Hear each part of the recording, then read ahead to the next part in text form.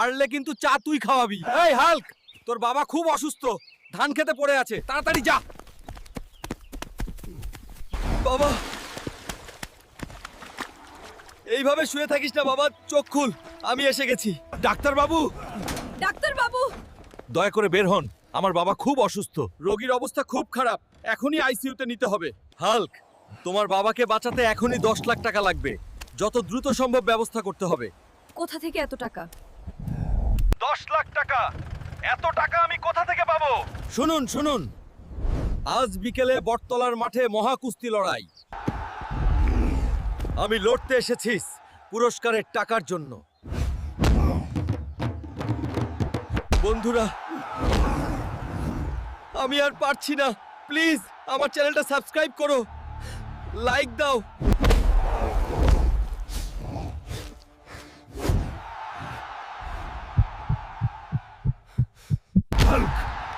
Hulk, বাবা, আমি জিতে গেছি, আমি টাকা পেয়ে গেছি।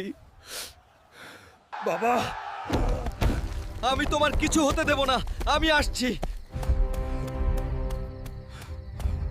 ডাক্তার বাবু, এই নিন টাকা।